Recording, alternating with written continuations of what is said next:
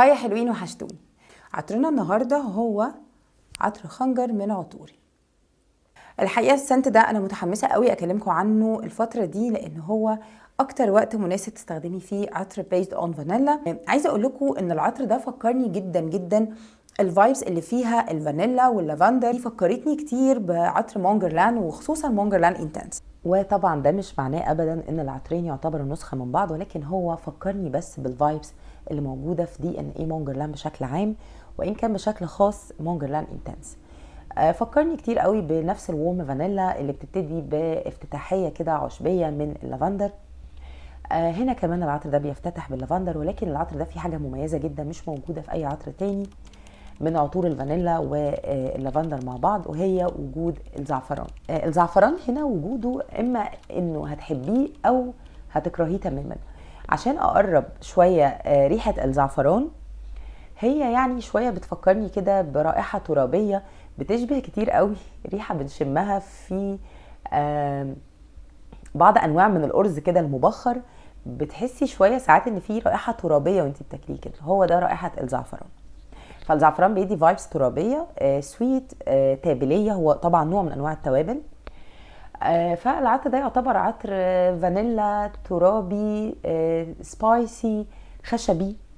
عشان كده انا قلت لكم انا بحس ان هو بيفكرني بمونجرلان قوي، وخصوصا الانتنس، نفس الدفء الفانيلا، نفس السويتنس، نفس الاحساس العشبي اللي في البدايه من اللافندر. ولكن طبعا مونجرلان ما فيهوش ابدا الزعفران، فيفتقر الحته الترابيه الشرقيه اللي بتميز عطر خنجر.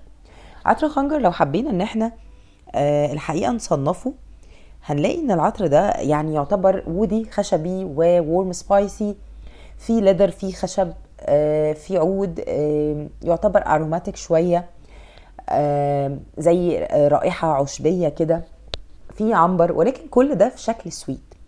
وطبعا هو انيماليك وباودري وارثي. ده العطر بصراحه انا اتفاجئت بكميه النوتس اللي موجوده فيه. اول حاجه في التوب نوتس هنشم السافرن او الزعفران واضح جدا، والكزبره، وكمان المندرين او الماندرين اورنج او اللي هو البرتقال، لافندر والبرجموت. اما الميدل نوتس ففيها خشب الارز، فيها الروز، الورد، وفيها الاورس او اللي هو جذور السوسن، في الجيرانيوم ريحته شويه تشبه الروز بس سبايسي، والفيتفر والناتماج اللي هي جوزة الطيب. والبيز نوتس فيها العود والليذر والباتشولي والتونكا والماسك والبرلين والامبرجريس اللي هو العنبر زي اللي موجود في ليبر، وسابرو الاويل، وفي اللابدنوم، وفي الفانيلا، وفي خشب الصندل. هحطها لكم فوق هنا على الشاشه عشان تقدروا تشوفوها، لانها فعلا مكونات كتير جدا. العطر في البدايه هيبقى بدايته ترابيه عشبيه اروماتيك شويه، هتفكركم كده رائحه اللافندر ببعض كريمات الحلاقه البيضه دي، لو تتخيلوا ريحتها لما بتكون سويت، بس ريحتها عشبيه لافندر مريحه للاعصاب. بس المزعج في البرفيوم اللي خلى بعض الناس ما تتقبلوش شويه هو الزعفران مش اللافندر. بعد كده في الميدل نوتس هتبتدي تحسي ان انت شامه ريحه سويت، سيرابي تشبه رائحه العسل اللي فيه لمحه انيماليك شويه، وبحس انا اني شامه بيز واكس كمان او اللي هو شمع العسل. فبحس ان التكتشر اللي في الاحساس السويتي اللي في النص هو تكتشر شمعي سيرابي لزج، كما لو كان السائل اللي جوه اللي انتوا شايفينه باللون العنبر ده، بشوف ان هو كانه عسل طبيعي برائحه ازهار خفيفه. بحس اني شامه هنا هاني ساكل برغم ان هو مش مذكور، وهو طبعا اللي هو الزهره البيضاء اللي يعني ليها رائحه كده تشبه العسل. والسويتنس بحس انها بتزيد قوي، بتبقى واضحه جدا، مش لدرجه منفره بس سويت قوي قوي من السويتنس الممتعه. انا بحس بصراحه ان السنت ده سويت جدا، وخصوصا في المنتصف. بعد كده درجه السويتنس دي لما نبتدي ننزل بقى للبيز نوت او الدراي داون، بحس شويه ان الرائحه بقى يعني بتتغير. هو على فكره في القلب كمان بحس مع رائحه العسل بعض رائحه ازهار باودري كده ناعمه، بتدي العطر ده احساس جذاب قوي، وبحس ان هو في القلب بيبقى فيمينين شويه. ولكن في الدراي داون بحس بقى ان العطر بيبقى خشبي اكتر، بحس ان هو بيكون ريزنس اكتر، في طبعا ريزنز كتير. كمان بحس ان هو بيبقى كواليتي الشوجر اللي هنا، حاسه انها الشوجر بتفكرني بعطر كازا بلانكا. الشوجر زي الكراميل او زي السكر المحترق، فبيخلي الفانيلا اللي موجوده كانها فانيلا مدخنه. فكواليتي الشوجر هنا ما بيبقاش سيرابي زي ما قلت لكم في القلب، في وجود طبعا الازهار مع الرائحه الزهريه اللي بتفكرني بالهاني ساكلز دي، مش بحسه كده. لا انا بحس ان القاعده بتبقى ريحتها انيماليك اكتر. الامبر جريس بيظهر ريحته وبيخلي الفانيلا ليها كده طابع ناضج اكتر، بتخلي العطر ده بصراحه يصلح فعلا للرجال والنساء. انا بحس ان هو في القلب اكتر مرحله بتعدي بيها مع العطر ده، بتحس ان هو بيكون نسائي اكتر. اما الافتتاحيه والقاعده بحس ان هو لا خلاص بيركز بقى على رائحه تصلح للجنسين فعلا. فانيلا مدخنه مع رائحه عشبيه سويت. مفيش سبايسز لدرجه مزعجه، او اقدر اقول سبايسز من السبايسز الورم الدافيه الحاره. انا ما بحسش العطر كده ابدا، بحس ان هو في درجه ما من الفريشنس، ولكن السويتنس في العطر ده سويتنس واضحه وموزونه قوي مع الاحساس الفريش العشبي الاروماتيك اللي بنشمه من العطر ده. عايزه اقول للبنات اللي حابه جود جيرل ممكن تستمتع بالبيز نوت اكتر. اما الناس اللي حبت ليبر العادي هتعجبها الافتتاحيه، الا اذا كانت ما بتتقبلش الزعفران. كل الناس اللي ما بتتقبلش الزعفران هيبقى عندها مشكله مع الافتتاحيه.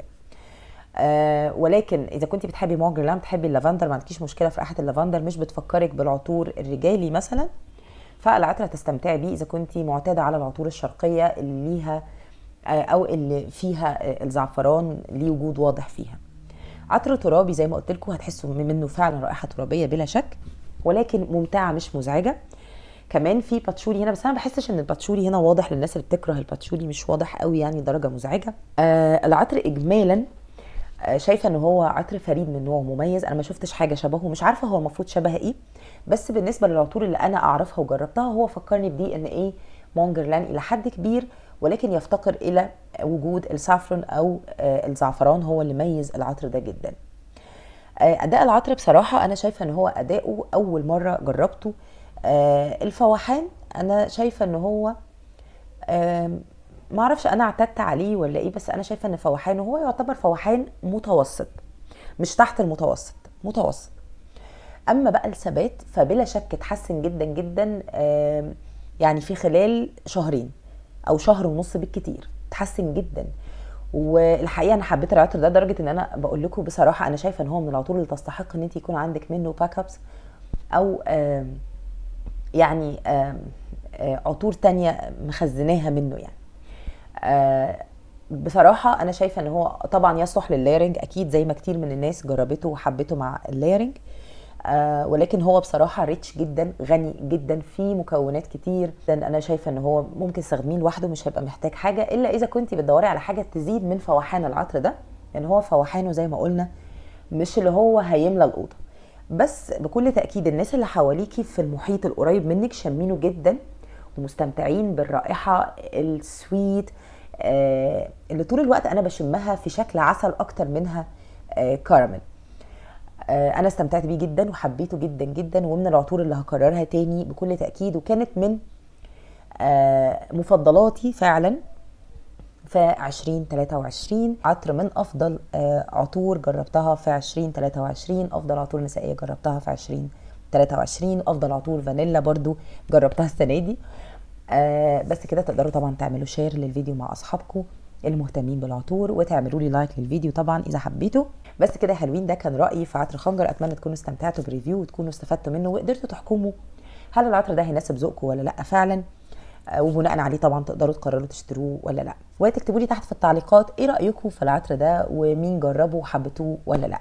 اشوفكم ان شاء الله ريفيو اللي جاي حلوين. كان معاكم دينا، وباي باي.